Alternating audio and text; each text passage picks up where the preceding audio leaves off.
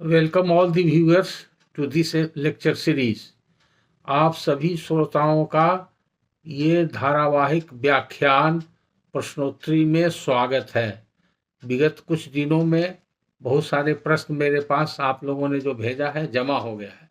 उसमें से मैं व्हाट्सएप पर भेजे गए कुछ प्रश्नों का आज संदर्भ लेकर उत्तर दे रहा हूँ। आप लोग जिन लोगों ने प्रश्न किया है अपने अपने प्रश्न का उत्तर ध्यानपूर्वक सुने और लाभान्वित हों।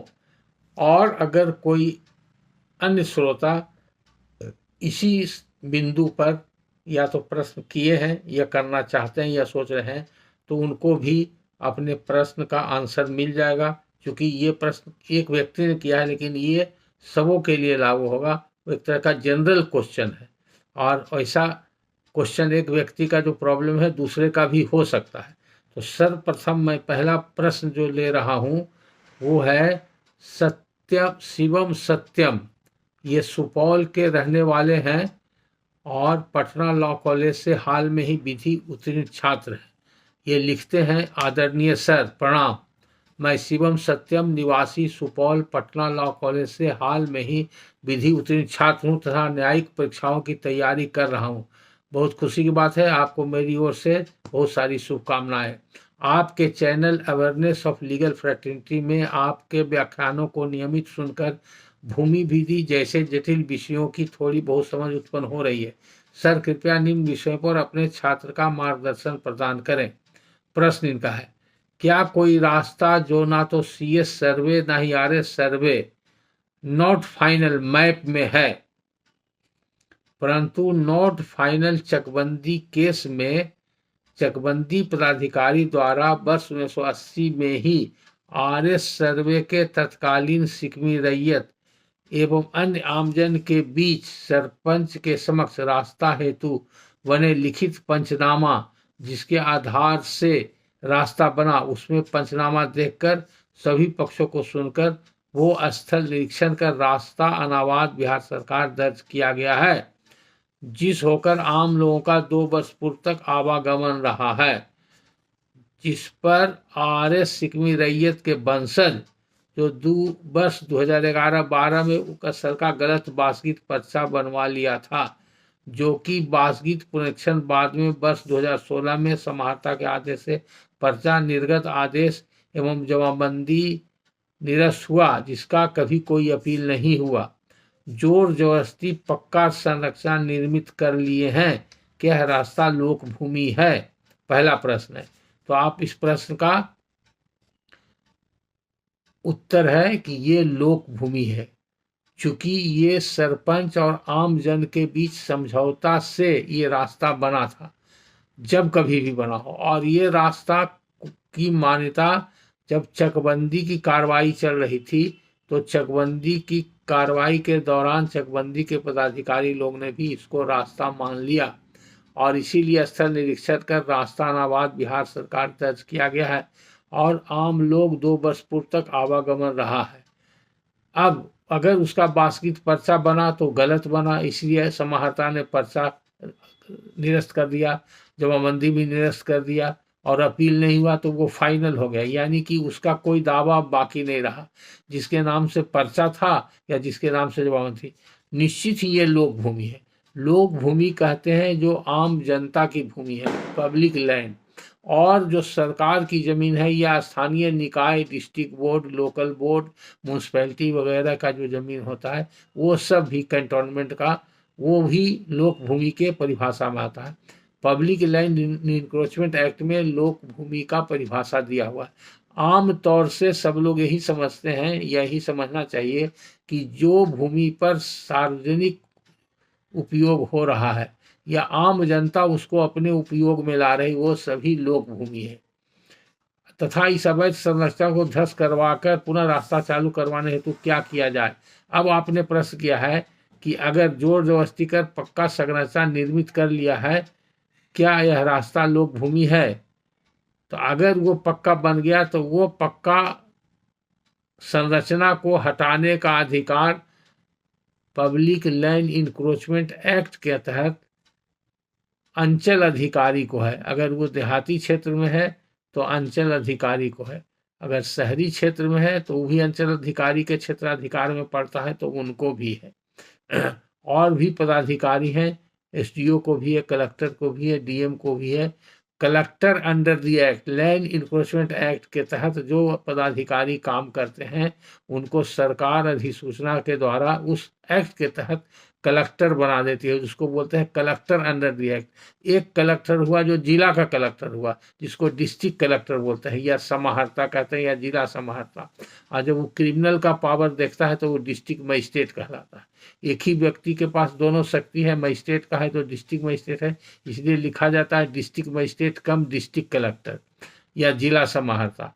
लेकिन एक्ट के तहत कोई भी पदाधिकारी अगर अंचल अधिकारी को बाई नोटिफिकेशन गजट के द्वारा सरकार ने ऑथराइज कर दिया है, तो अंचल अधिकारी उस एक्ट के तहत यानी कि पब्लिक इंक्रोचमेंट एक्ट के अंतर्गत वो कलेक्टर माना जाएगा। उसको कलेक्टर अंडर द एक्ट बोलते हैं, उसी को पावर है हटाने का। तो आप ये आम जनता या आम जनता के कोई भी 2-4 व्यक्ति या एक व्यक्ति इसी आधार पर कि ये लोक भूमि है और ये आम आदमी का आने जाने का रास्ता है, आम जनता का रास्ता है, और ये रास्ता चकबंदी में इसकी मान्यता मिली हुई है और ये सरपंच और आम जनता के बीच सहमति से ये रास्ता कायम हुआ था, जो आज तक आम जनता के उपयोग में आ रहा है। इसलिए इसको अतिक्रमण कर रहा है, इस पर अवैध निर्माण कर रहा है अमुक व्यक्ति, उसके विरुद्ध कार्रवाई करके अतिक्रमण से मुक्त कराया जाए और अवैध संरचना को ध्वस्त करवा दिया जाए, ये उसको हटा दिया जाए ताकि रास्ता पुनः आम जनता उपयोग में अबाध गति से कर सके। ऐसा आवेदन आप अंचल अधिकारी के हाथ दीजिए या आम जनता से दिलवाइए, तो लैंड इंक्रोचमेंट प्रोसीडिंग स्टार्ट हो जाएगा। अगर अंचल अधिकारी इस पर कार्रवाई नहीं करते हैं तो डीएम के यहाँ डायरेक्ट दरखास्त दीजिए, डीएम के यहाँ से हो जाएगा। अगर डीएम भी इस पर कोई कार्रवाई नहीं करते हैं तो हाई कोर्ट में आप रिट फाइल कर सकते हैं और रिट से डायरेक्शन चला जाएगा कि लैंड इंक्रोचमेंट का केस करके इसको हटाइए, या हाई कोर्ट भी डायरेक्ट हटाने का आदेश दे सकता है। तो आपने कहा है कि कृपा भूमि विधानों एवं न्याय निर्णयों के अनुरूप मार्गदर्शन प्रदान करें। तो जो भी मैंने आपको बताया और कहा कि ये आप लोक भूमि है और लोक भूमि पर अतिक्रमण हटाने के लिए जो अतिक्रमण बाद चलता है अंचल अधिकारी के यहाँ, वह बाद चलेगा, यही विधि सम्मत है और इस पर बहुत सारा न्यायालय का निर्णय भी है, उच्च न्यायालय और उच्चतम न्यायालय का निर्णय है। तो इसमें कोई दो मत नहीं, इसको बोलते हैं सेटेड लॉ।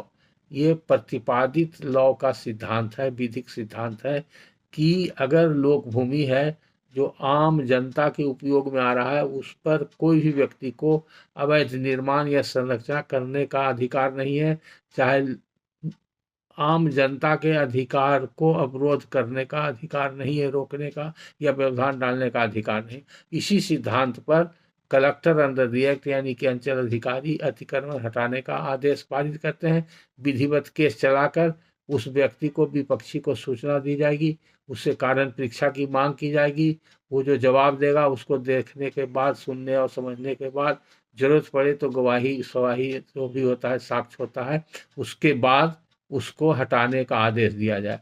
अगर वो निश्चित समय सीमा के अंदर नहीं हटाएगा तो उसको बलपूर्वक पुलिस के द्वारा उसको हटा दिया जाएगा। दूसरा इन्हीं का प्रश्न है, सत्यम जी का ही प्रश्न है, शिवम सत्यम। बिहार भूमि विवाद निराकरण अधिनियम 2009 की धारा 4(1)(d) के अंतर्गत क्या खतियान में दर्ज रैयत के बारसानों द्वारा क्रय की गई जमीन जिस पर क्रेता के नाम से जमाबंदी कायम हुई है, क्या वह अंतर्गत अधिनियम रैयत है? अगर उस रैयत को बेदखल की कोशिश की जाती है तो क्या वह सक्षम प्राधिकार के सक्षम बीएलडीआर केस दायर कर सकता है, तथा क्या सक्षम प्राधिकार अंतर्गत अधिनियम अवैध निर्मित संरचना को तोड़ सकता है, या यह ध्वस्त करने की अधिकारता बस सिविल कोर्ट एवं उच्च न्यायालय की है? कृपया मार्गदर्शन प्रदान करें।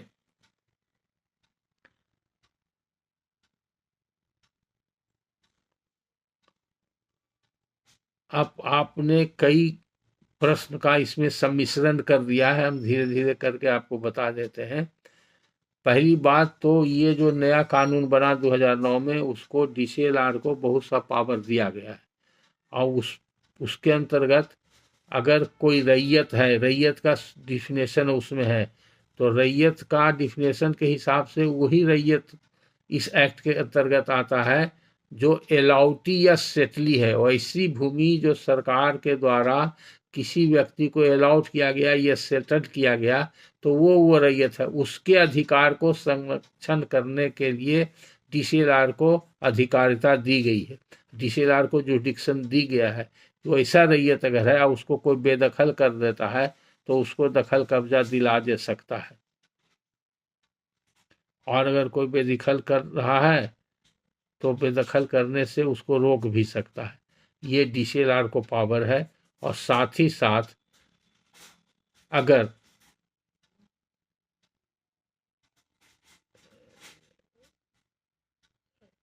कोई इलीगल संरचना है, तो अतिक्रमण को हटाने के लिए उस अलाउटी के ज़मीन से या सेटली के ज़मीन से हटाने के लिए भी आदेश दे सकता है और उसको तोड़ सकता है। ये भी उसके अधिकार क्षेत्र में है। लेकिन ऐसे कोई रैयत अगर है, ये खतियानी रैयत है, जिसका कैडेस्ट्रल सर्वे या रिविजनल सर्वे के समय से खतियान में नाम दर्ज है, और सरकार ने उसको किसी कानून के तहत अलॉट या सेटल नहीं किया है, वो पहले से भूतपूर्व जमींदार के द्वारा सेटली है या सर्वे के पूर्व से ही उसका था और खतियान उसके नाम से बना, तो ऐसे खतियानी रैयत या खतियानी रैयत के वारसान के कब्जा दखल में जो जमीन है, उस जमीन का अगर वो अतिक्रमण होता है, तो इसका मतलब है कि वो प्राइवेट लैंड है, प्राइवेट पर्सन का है, जो पहले से चला रहा है। बीएलडीआर एक्ट बनने के पहले से वो रैयती भूमि थी। तो रैयती भूमि पर अगर कोई अतिक्रमण करता है या इलीगल कंस्ट्रक्शन करता है, तो उसको तोड़ने और हटाने का अधिकार सिर्फ सिविल कोर्ट को है। वैसे केस में हाई कोर्ट में रिट फाइल नहीं हो सकता है। हाई कोर्ट को प्राइवेट जमीन पर अतिक्रमण हटाने के लिए प्राइवेट पार्टी के विरुद्ध रिट जारी करने का अधिकार नहीं है, उसकी अधिकारिता क्षेत्र से बाहर है। हाईकोर्ट या तो सरकार के खिलाफ रिट जारी करता है या सरकारी पदाधिकारी के खिलाफ रिट जारी करता है। लेकिन यही सिद्धांत बदल जाता है जब लोक भूमि है, और लोक भूमि में लोक पदाधिकारी जो कलेक्टर अंडर द एक्ट है, वो अपना काम ठीक से नहीं करता है। तब लोक भूमि से अतिक्रमण हटाने हेतु जब हाईकोर्ट में हम लोग रिट करते हैं, तो रिट में डायरेक्शन होता है कि लोक भूमि पदाधिकारी जो भी है, पब्लिक लैंड इंक्रोचमेंट एक्ट के अंदर कलेक्टर है, उसको आप आदेश निर्गत करें कि अतिक्रमण बाद चला के उसको हटा दे, या सुनवाई करने के बाद हटा दे। तो वो कलेक्टर जो है पब्लिक लैंड के लिए जो सक्षम पदाधिकारी है, कलेक्टर अंडर द एक्ट या कलेक्टर ऑफ द डिस्ट्रिक्ट को रिट के द्वारा आदेश दे सकता है। तो सरकारी पदाधिकारी के विरुद्ध रिट दायर होता है, वो तब होता है जब कोई आम जनता का प्रतिनिधि के रूप में या आम जनता का कोई एक व्यक्ति आम जनता के अधिकार के संरक्षण हेतु लोक भूमि पर अतिक्रमण को हटाने के लिए निवेदन करता है, तब रिट जारी हो सकता है। उसी में आपने लिखे हैं, आगे लिखा है, सर क्या यह लैंड पब्लिक लैंड होगा? तो आपको पब्लिक लैंड और प्राइवेट लैंड का अंतर समझना चाहिए। पब्लिक लैंड का मतलब जो आम जनता के उपयोग की भूमि है, वो पब्लिक लैंड हुआ। जैसे गैर मजरूआ आम जहाँ खतियान में लिखा रहता है, वो पब्लिक लैंड है। या सरकारी ज़मीन जहाँ लिखा हुआ है सरकार की ज़मीन है, तो वो पब्लिक लैंड है। या लोकल गवर्नमेंट का है, जैसे डिस्ट्रिक्ट बोर्ड, म्यूनसिपैलिटी है, नोटिफाइड एरिया कमेटी है, कैंटोनमेंट बोर्ड है, ये सब का अगर ज़मीन है, या रेलवे का ज़मीन है, या सरकार के किसी अलग डिपार्टमेंट का ज़मीन है, बिजली बोर्ड की ज़मीन है, ये सब ज़मीन जो है सब पब्लिक लैंड के अंतर्गत आता है। अब आगे लिखते हैं, तोड़ने का अधिकार सिविल कोर्ट को या हाई कोर्ट को है। तो ये अभी आपको बता चुके कि सिविल कोर्ट को प्राइवेट लैंड पर अगर अतिक्रमण है, जो व्यक्ति अतिक्रमण किया है उसको कब्जा करने का, जमीन पर जाने का कोई अधिकार नहीं है।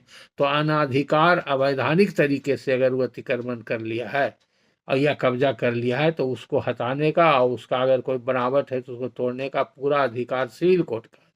और हाईकोर्ट को अधिकार कब है? जब वो लोक भूमि से संबंधित होगा, तब हाईकोर्ट को है डायरेक्शन देने का। तो हाईकोर्ट को भी है, और पब्लिक लैंड इंक्रोचमेंट एक्ट के तहत जो कलेक्टर अंडर द एक्ट है उनको भी है। जब कलेक्टर अंडर द एक्ट अपना काम नहीं करता है, या जिला कलेक्टर जो सरकारी भूमि का मालिक और देखभाल करने वाला माना जाता है जिला के अंतर्गत, अगर वो अपना ड्यूटी नहीं कर पाता है, तब हाईकोर्ट में उसको हाईकोर्ट द्वारा हाईकोर्ट में अगर रिट दायर होता है, तो उस रिट में हाईकोर्ट उस पदाधिकारी यानी कलेक्टर अंडर एक्ट या डिस्ट्रिक्ट कलेक्टर को निर्देश देता है रिट के जरिए कि आप इस पर अतिक्रमण बांध चलाएं, या सीधे तो कह सकता है कि ये पब्लिक लैंड है। अगर प्रमाणित हो जाता है रिट में, उसके समक्ष हाईकोर्ट समझता है कि पब्लिक लैंड है और इलीगली इंक्रोच किया गया है, तो डायरेक्ट आदेश दे सकता है कि आप इसको हटा दीजिए, इतना दिन के अंदर हटा दीजिए।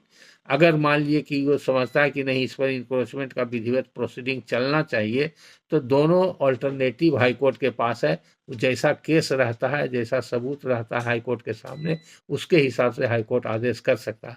तो जनरली दो ही तरह का आदेश होता है। एक ही आदेश होता है, अंचलाधिकारी या कलेक्टर को निर्देश दिया जाता है कि आप लैंड इंक्रोचमेंट बांध चला दीजिए, और चला करके इसको हटा दीजिए इतना दिन के अंदर, समय सीमा के अंदर।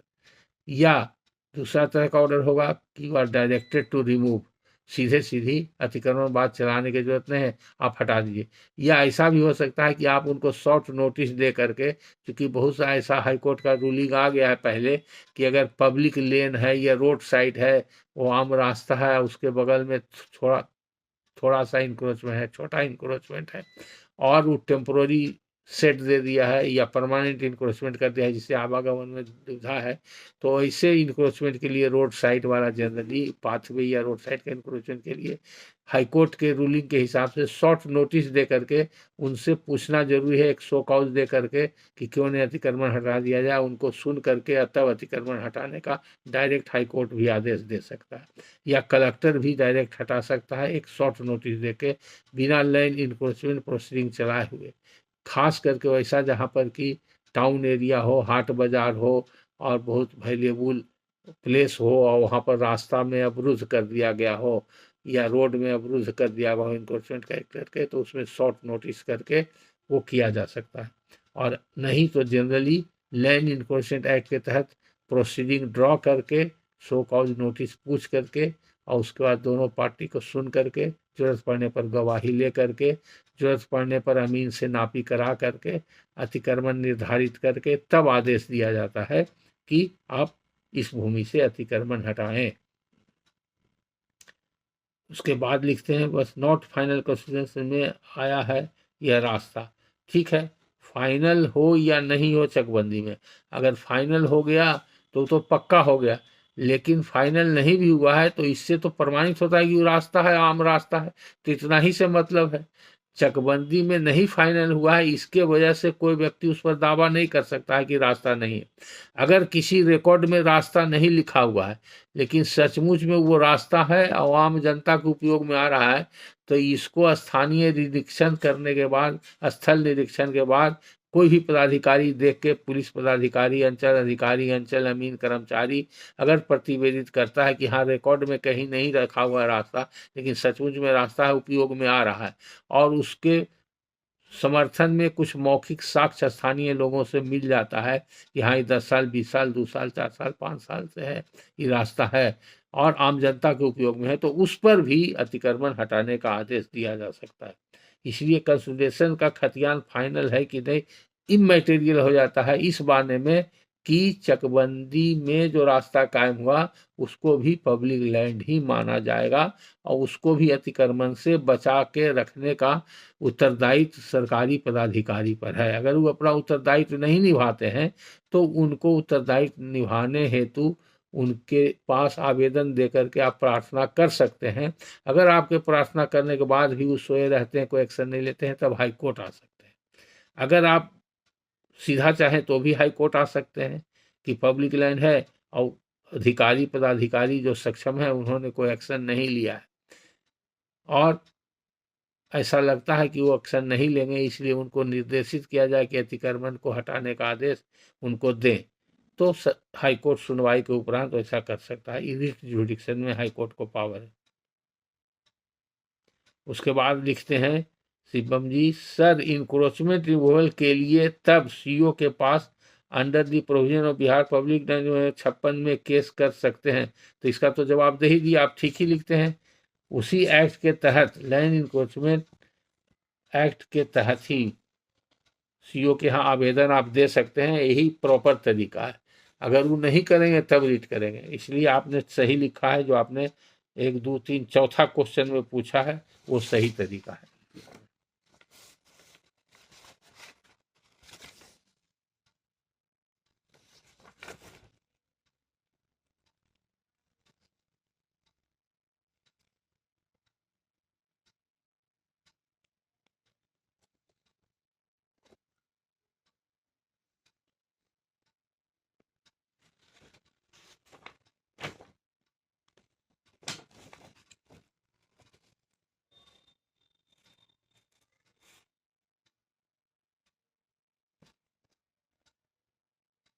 उसके बाद एक प्रश्न है,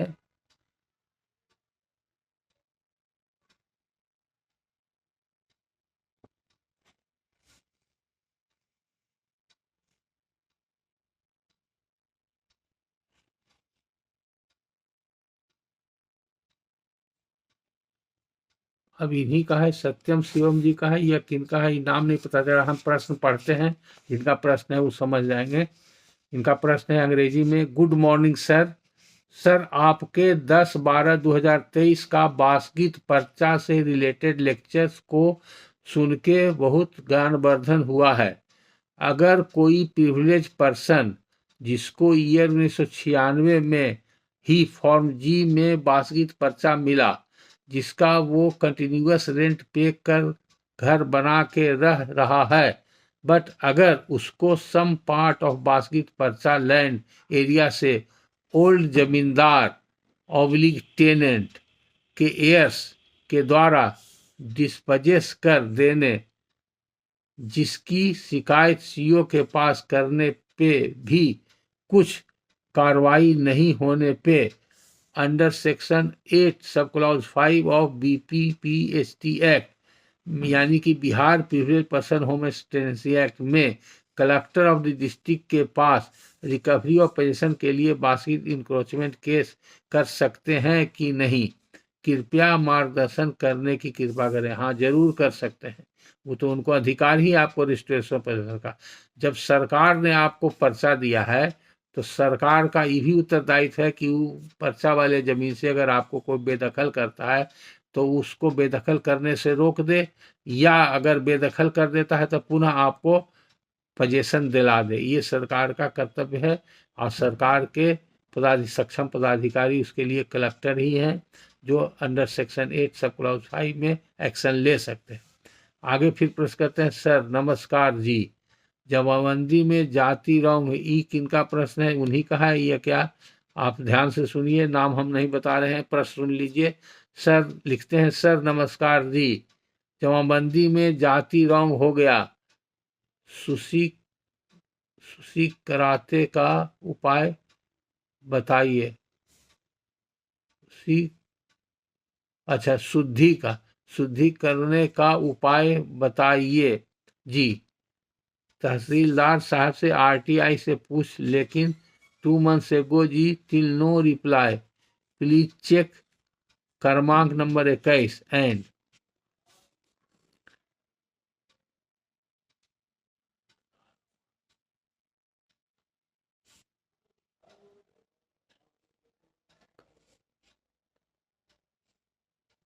क्रमांक 15, my correct caste is Yadav Ahir, date 31/12/2023, the caste was correct ji, I watch your YouTube video regularly ji, thanks.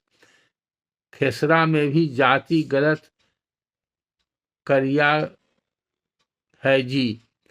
अच्छा, ये हमको लगता है ये लिखते हैं, नीचे में लिखा हुआ, ऊपर में प्रश्न है, नाम नहीं लिखा। From Puran Chand Yadav, Dhani Pithawali post, tehsil Bansur, district court Putli, Behror, Rajasthan, teacher, post government servant, अच्छा गवर्नमेंट सर्वेंट, मोबाइल नंबर भी इन्होंने दिया है।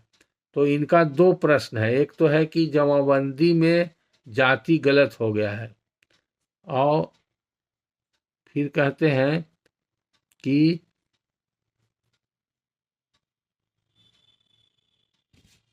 खेसरा में भी जाति गलत हो गया है। तो जाति बहुत मटेरियल नहीं है, एक परिमार्जन का वहाँ पर अगर राजस्थान में परिमार्जन की व्यवस्था यानी कि शुद्धिकरण करने की ऑनलाइन व्यवस्था जैसे बिहार में है, तो आप ऑनलाइन पिटीशन शुद्धिकरण का दे सकते हैं, या आप डायरेक्ट पिटीशन फाइल कर सकते हैं।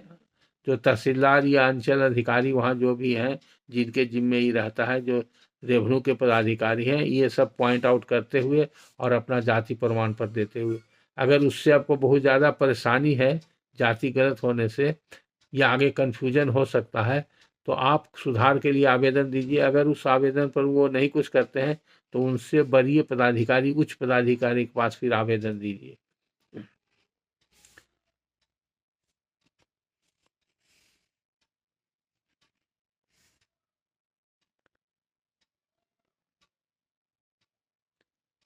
अब आगे प्रश्न जो हम पढ़ने जा रहे हैं ये है एस गुंजन सीतामढ़ी से। एस गुंजन सीतामढ़ी से ये लिखते हैं, सर हम आज से लगभग 8 महीना पहले एक जमीन खरीदे हैं जिसका दाखिल खारिज नहीं हो पा रहा है। अंचल कार्यालय द्वारा रिजेक्ट कर दिया गया है, यह बोलकर कि उक्त जमीन बकास्त है, जबकि विक्रेता के नाम से जमाबंदी चल रहा है और विक्रेता द्वारा सन 2019 तक रसीद भी कटवाया गया है। अंचल अधिकारी राजस्व कर्मचारी से पूछने पर बता रहा है लोग कि पूरे बिहार में बकास का दाखिल खारिज बंद है। यह उच्च न्यायालय का आदेश, जब तक आदेश नहीं आएगा तब तक नहीं होगा। सर आपके हाथ जोड़कर निवेदन, इसका समाधान बताइए। देखिए, अगर अंचल कार्यालय द्वारा रिजेक्ट कर दिया गया है तो सिर्फ ये कह के कि बकास से ये गलत है। बकास जमीन किसी समय था, लेकिन जब वो रैयती हो गया तभी आपके विक्रेता का जमाबंदी चल गया है। तो विक्रेता के नाम से या विक्रेता के पूर्वज के नाम से जरूर लगान निर्धारण हुआ होगा, तब उनके जमाबंदी कायम हुआ, उसका कोई बेसिस होगा, या विक्रेता का नाम पहले से होगा तो म्यूटेशन हुआ होगा, तो कोई न कोई आधार जरूर होगा और उसी आधार पर चल रहा है। इसलिए आपने जो लिखाया है वो सही लिखाया है। अगर आपका कब्जा है तो घबराने की बात नहीं, आप DCLR के यहाँ अपील फाइल कीजिए, अपील से आपका अलाव हो जाएगा। अगर DCLR अपील में नहीं करते हैं तो फिर कलेक्टर के यहाँ रिवीजन करना होगा। उसके बाद भी अगर कलेक्टर नहीं करते हैं तो आपको BLT एक्ट में, बिहार लैंड ट्रिब्यूनल में पटना में आकर के केस करना पड़ेगा, आपका अलाव हो जाएगा। आगे लिखते हैं, अंचलाधिकारी राजस्व कर्मचारी से पूछने पर बता रहा है लोग कि पूरे बिहार में बकास का दाखिल खारिज बंद है। यह उच्च न्यायालय का आदेश जब तक नहीं आएगा तब तक नहीं होगा। सर आपके जोड़कर निवेदन का समाधान बताइए। ये भी कहना सही है, ऐसी शिकायत कई जगह से हमको भी मिली है और पिछले यूट्यूब में कई लेक्चर पर भी, पिछले लेक्चर में यूट्यूब पर मैंने कई बार कहा है कि किसी व्यक्ति को अगर ऐसे आदेश से परेशानी हो रही है और दाखिल खारिज रिजेक्ट कर दिया जाता है सिर्फ यही कह करके ये बकास जमीन है, तो वो आपको हाईकोर्ट से एक निर्णायक निर्णय लेना पड़ेगा जो सबके लिए फायदेमंद। तो किसी एक व्यक्ति को तो आना पड़ेगा आगे। बिल्ली की गला में घंटी कौन बांधे, ये चूहा लोग आपस में विचार कर रहा था। तो किसी चूहा को हिम्मत नहीं हो रहा था और बिल्ली चूहा को खाते जा रही थी। तो जब तक ये होते रहेगा, परेशानी होते रहेगी, तो किसी व्यक्ति को तो आगे आना पड़ेगा। जो सक्षम व्यक्ति हैं वो आके हाईकोर्ट में रिट फाइल करें, और रिट फाइल करेंगे तो हो जाएगा। दूसरा उपाय ये भी जो वही लोग बोलते हैं कि आजकल DCLR के यहाँ लोग आवेदन देता है कि बकास था, इसका रैयतीकरण कर दिया जाए। तो आप वो रैयती हो गया, आपका रसीद नहीं कट रहा है, इसीलिए आप अलग से DCLR कह दीजिए यही सब आवेदन के साथ कि हमारा ऐसे ऐसे है, हमारे वेंडर का, विक्रेता का जमाबंदी चल रहा है, ये बकास तो समाप्त हो गया, ये रैयती जमीन कब से है चला आ रहा है, हमारा कब्जा चल रहा है, इसको हमारा रैयती बना दिया जाए ताकि मेरा म्यूटेशन हो जाए। DCLR के अलग से आवेदन दे सकते हैं, और नहीं तो आप सिर्फ अपील कीजिए म्यूटेशन ऑर्डर का। डिसिलारे का म्यूटेशन ऑर्डर भी होगा, अपील भी होगा और रैयतीकरण का आवेदन भी उन्हीं के यहाँ पड़ता है। आगे लिखते हैं, यदि खतियान में बकास दर्ज है तो ऐसे जमीन लिया जा सकता है कि नहीं? क्यों नहीं लिया जा सकता है? खतियान बना 100 साल पहले, उसके बाद 56 में जमींदारी गई, तो जमींदारी जाने के बाद क्या हुआ और जमींदारी के दौरान क्या हुआ, ये जानकारी जरूरी है। अगर खतियान में बकास दर्ज है, बाद में जमींदार ने किसी को बंदोबस्त कर दिया, या किसी को बेच दिया, या जमींदार मर गया तो उसका बाल बच्चा ने किसी को बेच दिया या बंदोबस्त कर दिया, तो जिसको बंदोबस्त कर दिया उसका हो गया। और रिटर्न जमाबंदी में जमींदार ने अगर किसी को बेचा, बंदोबस्त नहीं किया, अपने परिवार के किसी आदमी का नाम दे दिया तो उसका रैयती हो गया, या जमींदार अपने कब्जा में रख लिया तो जमींदार का रैयती हो गया। तो 56 के बाद तो बकास्त का कोई वैल्यू रहा नहीं। तो जिस दिन जमींदारी का उन्मूलन हुआ, यानी कि 1955-56 के बीच में जो तारीख है, जिस जमींदार का अलग अलग जमींदार के अलग अलग तारीख में जमींदारी गई है, उसकी अधिसूचना सरकार के द्वारा निकाली गई गजट, तो उसके हिसाब से जिस दिन जमाबंदी रिटर्न जमाबंदी जमींदार ने दिया वेस्टिंग के बाद, और उसमें जिसका नाम दिया उसी का रैयती हो गया, और जिसका कब्जा था जमींदारी उन्मूलन के दिन, वो अपने आप भी रैयती माना जाएगा। अगर बंदोबस्ती नहीं भी है, कोई गलत तरीके से भी कब्जा में आ गया उस जमीन का और जोताबाद करने लगा और सरकार के पास गया कि मेरा कब्जा है, मेरा रैयती कर दिया जाए, लगान निर्धारण हो जाए, किसी प्रकार से अगर उसका लगान निर्धारण हो गया तो बकास समाप्त होकर वो रैयती हो गया।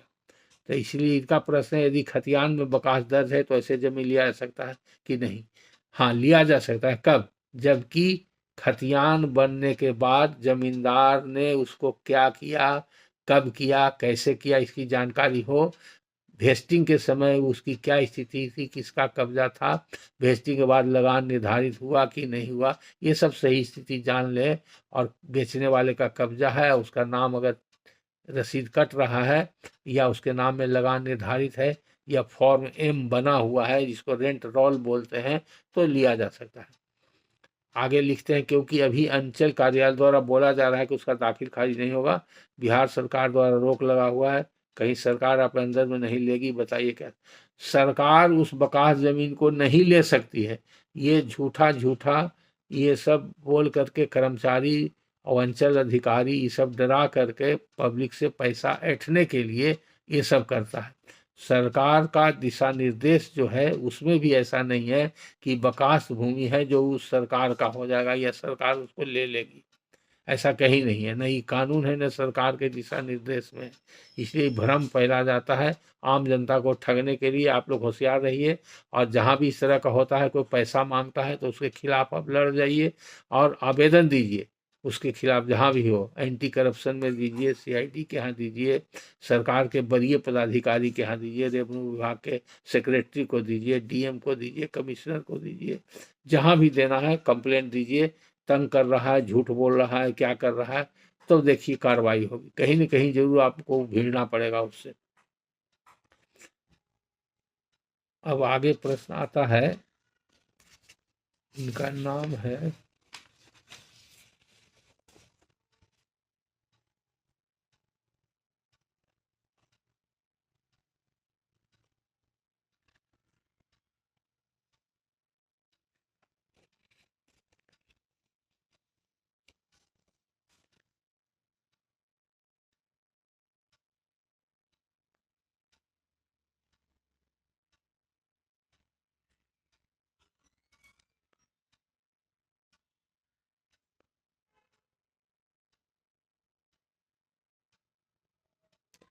एक प्रश्न है कि दाखिल खारिज, अब ये प्रश्न भी विनीत जी का ही है, ऐसी गुंजन जी का ही है, दूसरे व्यक्ति का, ये थोड़ा क्लियर नहीं हो रहा है। लगातार सब लिखा हुआ है मेरे पास जो नोट किया हुआ है, इसलिए आप ध्यान पूर्वक सुने।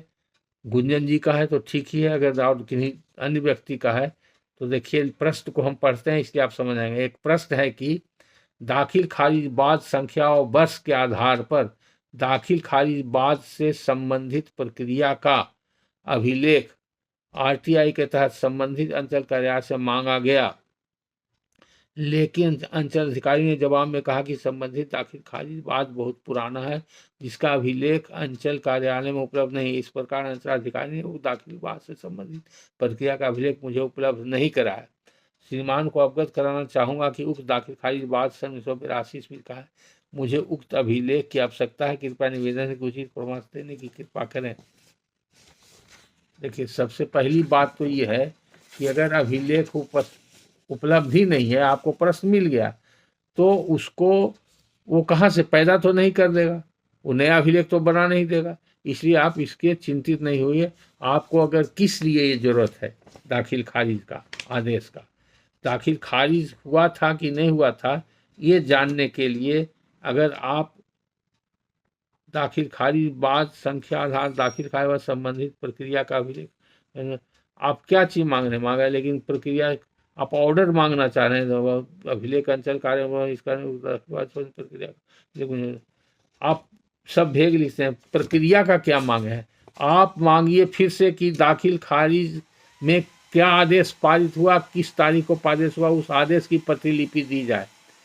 और अगर वो आदेश उपलब्ध नहीं है, अभिलेख उपलब्ध नहीं है, तो दाखिल खारिज बही म्यूटेशन रजिस्टर से हमको दाखिल खारिज केस नंबर और केस नंबर में निर्णय होने की तिथि दी जाए।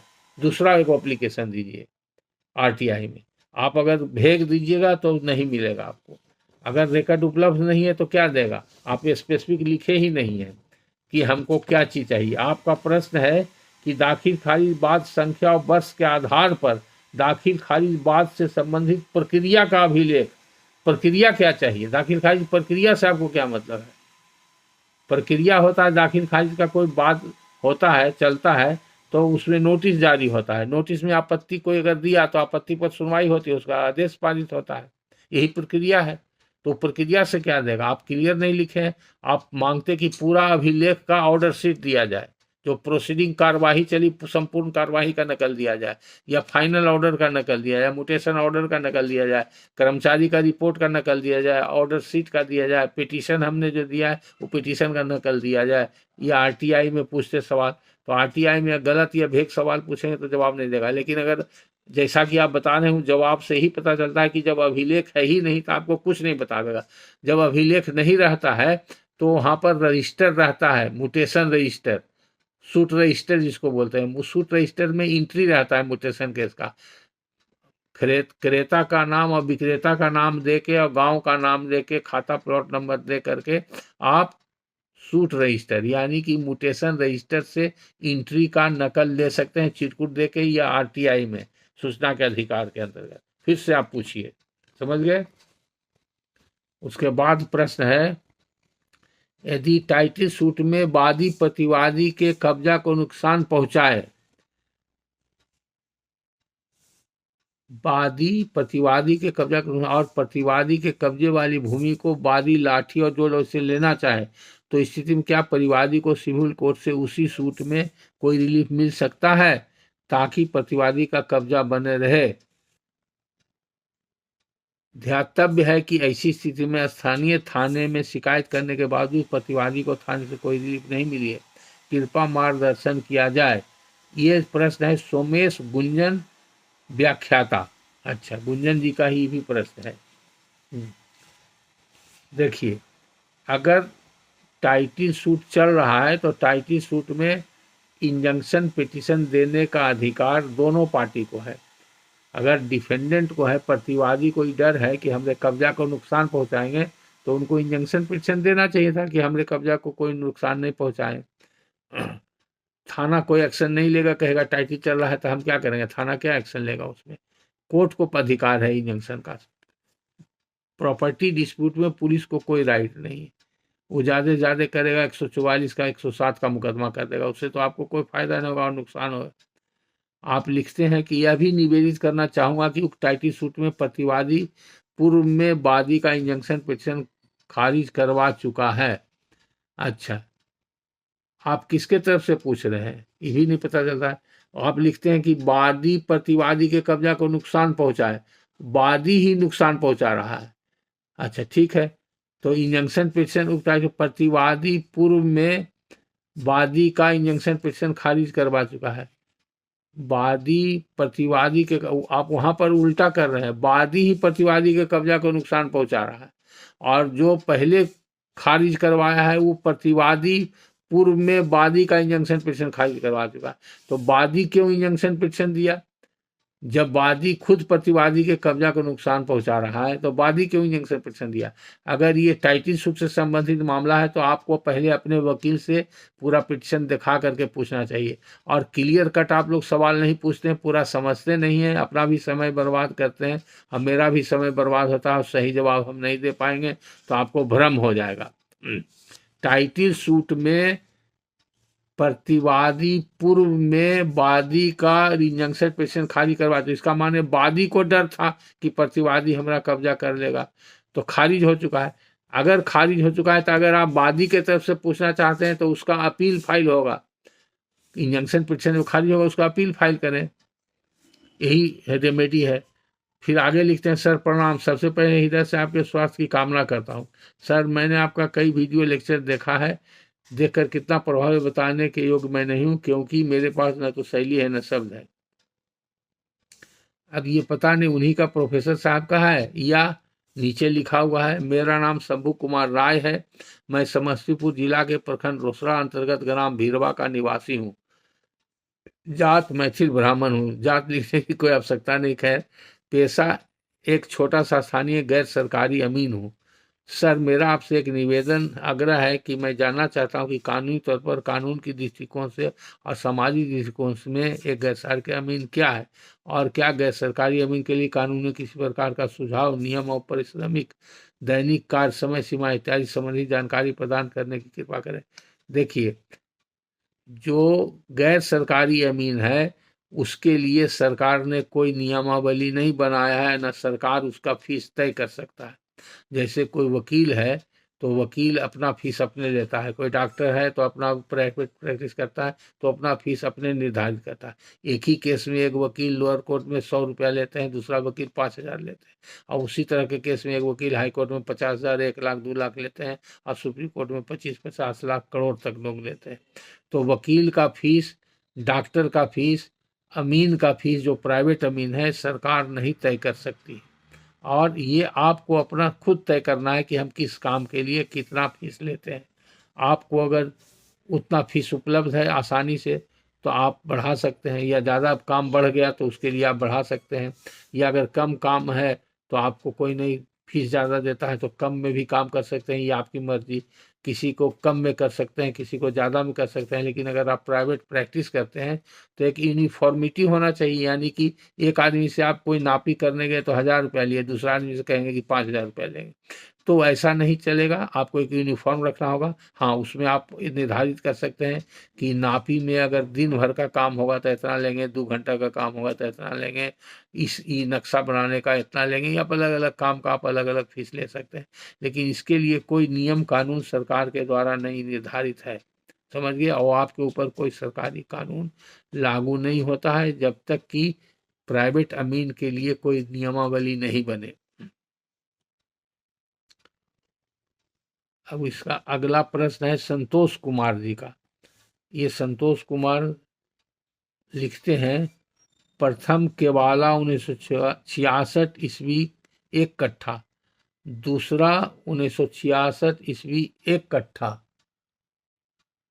तीसरा 2000 ईस्वी 1 कट्ठा, खेसरा 77 में से तीनों के रजिस्ट्री हुआ है, लेकिन नक्शा में 12 धूर कम है, और सब बोलता है कि हम कम जमीन नहीं लेंगे। तो अब क्या होगा, कम जमीन किसको मिलेगा? बिहार रेवेन्यू एक्ट नंबर में कहाँ वर्णन मिलेगा सर, जो अंत में केवाला लिया है? आपको हम इसका जवाब दे दिए हैं, और ऐसा कोई कानून नहीं है। बिहार रेवेन्यू एक्ट नंबर में कहाँ वर्णन मिलेगा? कोई ऐसा बिहार रेवेन्यू एक्ट करके कोई एक्ट ही नहीं है, तो नंबर में कहाँ वर्णन मिलेगा सर, जो अंत में केवाला लिया? ये हाईकोर्ट के निर्णय के अनुसार ये केस लॉ है। हाईकोर्ट जो निर्णय देता है वो लॉ बन जाता है, उसी के आधार पर हम आपको बता रहे हैं, और उसके पीछे रीजनिंग है। इसलिए कि जो आदमी पहले जितना जमीन पर खरीदा तो उसका उतना टाइटिल हो गया, बाद में दूसरा आदमी जो खरीदा वो उतना पर टाइटिल हो गया, तो तीसरा आदमी जो लास्ट में खरीदा, तो जो बचा हुआ था जिस पर टाइटल खरीदार का हो गया, यानी कि क्रेता का टाइटल हो गया, तो जो बचा हुआ जमीन है उसी पर ने बेचने का उसको राइट था। उससे ज्यादा कैसे बेचेगा, इस सिद्धांत पर कि उसको टाइटल ही नहीं हुआ, तो जितना बचा हुआ उतने पर टाइटल होगा, दूसरे में वो कैसे घुसेगा। हाँ, इसमें आपस में समझौता से ये तय किया जा सकता है, या अगर केस फाइल होगा कोर्ट में तो कोर्ट भी ऐसा समझौता करा सकता है कि सब मिल के थोड़ा थोड़ा कम ले लीजिए। तो ये आपसी सहमति से हो सकता है, कानूनन नहीं हो सकता है। फिर आगे प्रश्न है श्री राम सिंह का। ये लिखते हैं, मैं एक छात्र हूँ, मेरे पिताजी ने गैरमजूरा मालिक खाते की जमीन खरीदा है, जिससे जमीन खरीदा है उसका जमाबंदी कायम है और अंचल कार्यालय से रसीद भी उस रैयत के नाम से कट रहा है। जब मैं दाखिल खारिज के लिए अंचल कार्यालय में आवेदन दिया तो उसे गैर मजूरा मालिक खाते की जमीन बताकर रिजेक्ट कर दिया गया। अब मुझे क्या करना चाहिए ताकि दाखिल खारिज हो जाए, कृपया मार्गदर्शन कीजिए, इसके लिए मैं आपका ये भी गलत ऑर्डर है, जैसे बकास वाले में बताया वैसे ही गैर मजूरा मालिक खाते की जमीन रहने से कुछ नहीं होगा। गैर मजूरा मालिक खाता जिसे यानी कि बकास जमीन टाइप का हो गया, तो वो कब रईती हुआ, किस रैयत को कैसे आया, और आपने जिससे खरीदा उसका रसीद जब कट रहा था, तो आपका जरूर हो जाएगा दाखिल खारिज। अगर नहीं किया है, रिजेक्ट किया है, तो आप रिश्तेदार के यहाँ अपील कीजिए। उसके बाद आगे लिखते हैं, सर एक जमीन मेरे पिताजी ने एक व्यक्ति से खरीदी है, उस व्यक्ति ने दूसरे व्यक्ति से खरीदी है जो शेड्यूल कास्ट का व्यक्ति है, और उस व्यक्ति को जमीन बंदोबस्ती से मिली है। अभी उस जमीन का दाखिल खारिज कराना चाहते हूँ, तो क्या इस जमीन का दाखिल खारिज हो जाएगा, कृपया मार्गदर्शन कीजिए। हाँ, शेड्यूल कास्ट का व्यक्ति का उसको अगर प्रोटेक्टेड टेनेंट में है तो कलेक्टर के बिना परमिशन से वो अगर खरीदता है तो वो डॉक्यूमेंट वॉइड होता है, और कलेक्टर को उसमें कैंसिल करने का अधिकार है। तो आप परमिशन अगर लेके खरीदे हैं तो आपका दाखिल खारिज हो जाएगा। अगर नहीं दाखिल खारिज करता है तो फिर अपील कीजिएगा, आप अप्लाई कीजिए पहले।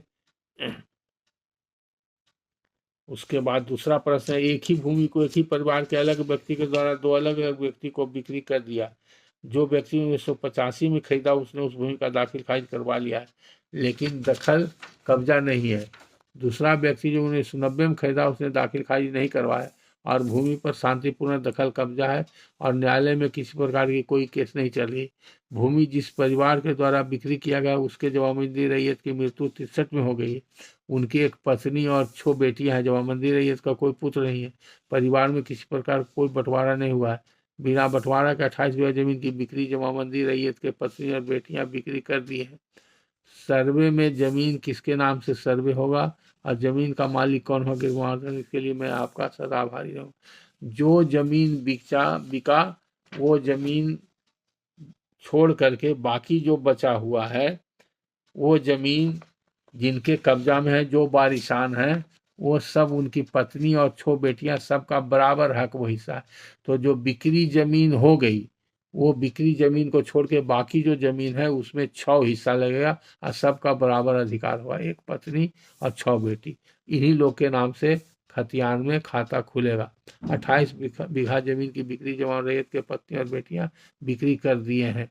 तो जो जमीन बेच दिए हैं, सभी मिल के बेच दिए हैं, तो जो खरीदार है उसका हो जाएगा। अगर कुछ जमीन बचा हुआ है तो ठीक है, तो ये देखना होगा टोटल जमीन उनका कितना था, पहले कितना बेचे और कितना का दाखिल खारिज हुआ। जो बच गया जिस समय वो मरे तो कितना जमीन छोड़कर मरे, तो जितना जमीन छोड़ करके जमाबंदी रैयत 63 में मरे हैं, तो जितना जमीन छोड़ के मरे उतना जमीन में उनके 6 वारिस हो गए, 7 वारिस, पत्नी और 6 बेटियां, और पुत्र है ही नहीं और कोई बंटवारा हुआ ही नहीं, तो भी सबका बराबर होगा।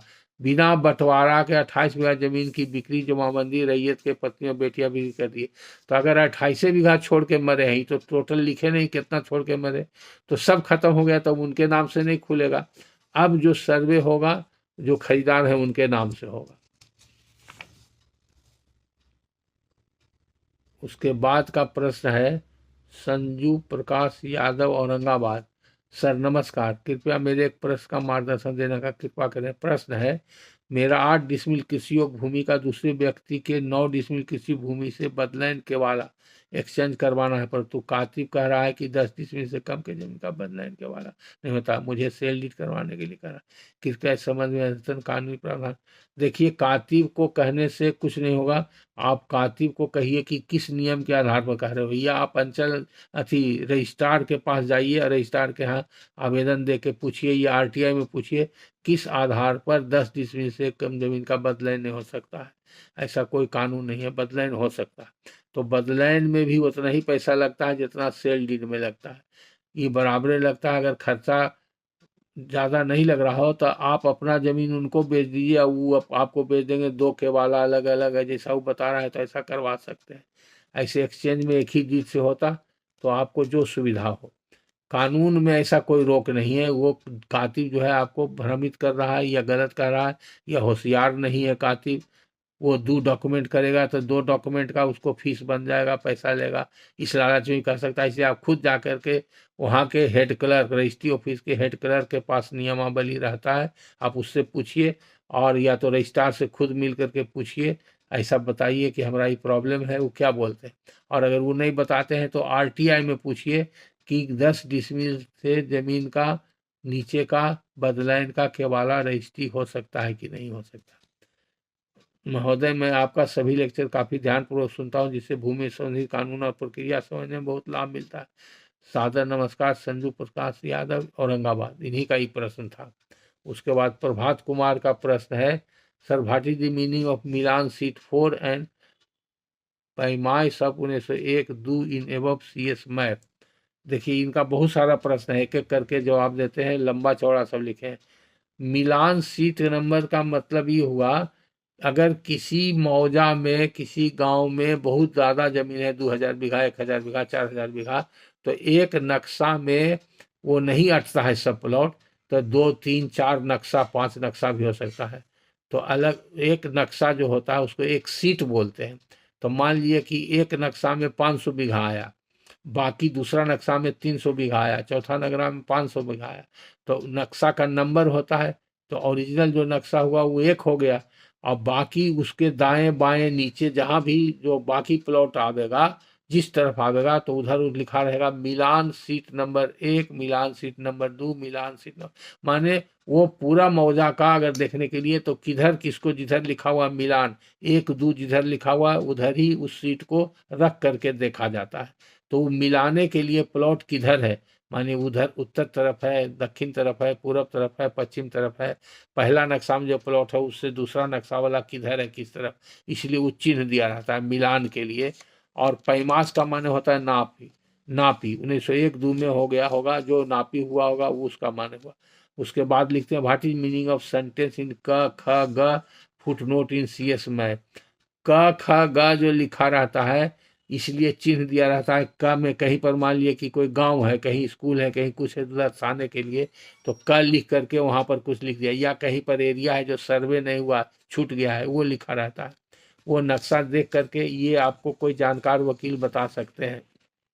और उसके बाद आप लिखते हैं आवर विलेज तेलमर वसी Nawada ward state, sir please explain the meaning of ward state because half of Nawada state has been declared non survey despite non official CS map of 1900 and खतियान ऑफ अवेलेबल रईस। देखिए, सबसे पहले बोलते हैं वार्ड स्टेट। वार्ड स्टेट का मतलब होता है कि अगर कोई जमींदार के जमींदारी रहते हुए उसके परिवार में कोई वालिग व्यक्ति नहीं है, कोई नाबालिग है, तो नाबालिग है जो जमींदारी नहीं संभालता है, तो उसका कोर्ट से गार्जियन नियुक्त होता है, उसको कोर्ट ऑफ वार्ड्स बोलते हैं। अगर उसका कोई परिवार का नाता, परिवार का कोई रिश्तेदार का आदमी उसका गालिब हो गया, तो वो गार्जियन के रूप में जमींदारी का काम संचालन करता है, या सरकार के पदाधिकारी को कोर्ट के तरफ के आदेश से उसका गार्जियन बनाया जाता है, तो उसी को बोलते हैं कोर्ट ऑफ वार्ड या वार्ड स्टेट बोलते हैं। रैयत साहब जमींदारी रसीद डीड एज ओल्ड एज इतना details of Nawada state with other wards state like Khatua Tiwari Bettiah that is mention in official book on administration ward state of इतना। In government record, only topographical survey map of Etna is available.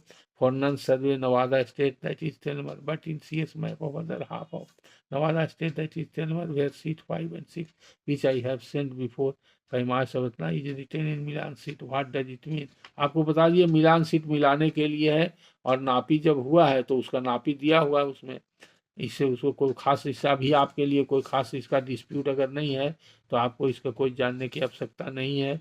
अगर कहीं dispute इस पर हो तब वो dispute के उद्देश्य से आप पूछिएगा या किसी वकील से वहाँ दिखाइए तो समझिएगा। कोर्ट ऑफ वाट्स बता दिए, मिलान सीट बता दिए, पैमाइश का माने नापी होता है बता दिए, तो आपका सभी प्रश्न का आंसर हमने दे दिया। उसके बाद एक सागर एडवोकेट लिखते हैं, What happened of the wrongful possession has made improvement to the property during the period of wrongful possession. Judgment Supreme Court of India. बहुत सारा जजमेंट मिलेगा आपको हाई कोर्ट और सुप्रीम कोर्ट का, जिससे ही कहा गया कि अगर कोई आदमी रॉन्गफुल पोजीशन में है और उस पर वो कुछ इम्प्रूवमेंट करता है तो उसके लिए वो इंटाइटल नहीं है कंपनसेशन का। जब उसको पोजीशन से हटाया जाएगा तो जो इम्प्रूवमेंट किया है वो सब भी लेके उसी को हटाना पड़ेगा, इसको हटाने का उससे खर्चा भी वसूल किया जाएगा। उसी को बोलते हैं मीन प्रॉफिट, बासलात जिसको कहते हैं। जो आदमी का ओरिजिनल टाइटल होल्डर है उस पर मीन प्रॉफिट का दावा भी कर सकता है। इसलिए जिसको रॉन्ग डूअर है, जो एडवर्स पोजेसर है या ट्रेसपासर है, उसको इम्प्रूवमेंट करने से कोई राइट क्रिएट नहीं होता, उसको कोई अधिकार नहीं। अभिमन्यु सिंह, इनका प्रश्न है 1960 के सर्वे में जमीन बिहार सरकार के नाम से खतियान बन गया क्या है? सर्वे के पहले के सेल डीड और रेंट रिसीट है। 1960 के सर्वे में जमीन बिहार सरकार के नाम से खतियान बन गया क्या है? सर्वे के पहले का सेल डीड और रेंट रिसीट है, ठीक है। आदेश खतियान में नदी दर्ज है, पंजी दूर नहीं बना, क्या करें? सब के पहले का केवाला और रसीद है और दखल कब्जा भी है, रिटर्न दाखिल नहीं मिल रहा है, इस टाइप का खसरा पंजी मिलेगा। आप खोजिए खसरा पंजी मिलेगा। आपको अब टाइटल सूट फाइल करना पड़ेगा। टाइटल सूट से आप डिक्लेयर करा सकते हैं कि एंट्री रॉन्ग है, अपना कब्जा के आधार पर आपको सूट में जाना पड़ेगा। उसका लिखते हैं मंजय महतो रांची, खतियान बन जाने के बाद जमींदार जमीन को वापिस कैसे ले सकता है, डिटेल में बताएं। हमारा 1932 का खतियान है और जमींदारी 55-56 में भेस्ट हुआ, उसमें हमारे जमीन को रिटर्न में एम फॉर्म में दर्ज कर लिया, इसको उपाय कैसे है? देखिए आपका प्रश्न है कि जमींदार जो है जमीन को खतियान बन जाने के बाद वापस ले सकता है कि नहीं ले सकता है और कैसे ले सकता है। तो मेरा जमींदारी से संबंधित जो पहले का बहुत सा लेक्चर है वो आप ध्यान से सुनिए, उसमें सब आंसर मिलेगा। जमींदार को वापस लेने का अधिकार नहीं है। जमींदार जब मालगुजारी वगैरह बकाया होता है तो बकाया का मुकदमा रेंट शूट करके नीलाम करा के वापस ले सकता है। रैयत को रैयती अधिकार से हटाया नहीं जा सकता है। इसे बीटी एक्ट के सेक्शन 25 में है, उसको बेदखल करने का प्रावधान है। वो बकाया नहीं देने पर बेदखल भी कर सकता है, और या तो रेंट शूट में नीलाम करा करके वो खरीद ले सकता है और कब्जा में आ सकता है, तब उसको वापस हो जाए। या दूसरा तरीका है कि रैयत खुद अपने छोड़ के भाग जाए या सरेंडर कर दे। तो दो तरीका है जो बता चुके हैं पहले। तो वो तो रैयत कहते हैं, इसलिए जमींदार को कोई अधिकार नहीं है रैयती जमीन को वापस लेने का, सिवाय इसके कि वो रेंट के बकाया में वो बेदखल कर दे, बेदखली सूट ला के, या उसको नीलाम करा के खरीद ले और फिर अपने कब्जा में ले। और जरपेशगी क्या टाइटल क्रिएट करता है, जमीन पर प्राप्त कर सकता है? जरपेशगी का मतलब हुआ रेहन, इजारा से कोई टाइटल नहीं होता। खतियान में बकब्जे कॉलम में जरपेस्की का नाम सर्वे में चढ़ा हुआ है और कब्जा भी उसी का है। अगर खतियान में नाम चढ़ा हुआ और अभी तक उसको कब्जा है, तो जो खतियानी रैयत है उसको अधिकार है जरपेस्की कब हुआ, कितना साल हुआ, तो वो 30 साल के अंदर उसको जरपेस्की को वापस छुड़ा के ले सकता है। ये मॉर्गेज है, मॉर्गेज का रिडेम्पशन सूट होता है। अगर 30 साल से ज़्यादा हो गया है, कब्जा उसका चला आ रहा है जरपेस्की वाले का, तो उसी का कब्जा रहेगा, लेकिन उसको टाइटिल हकीयत नहीं उसमें पहुंचता है। तो आज का इतना सारा प्रश्न है, सभी प्रश्न का आंसर समाप्त हो गया। फिर अगले लेक्चर में मिलेंगे। धन्यवाद।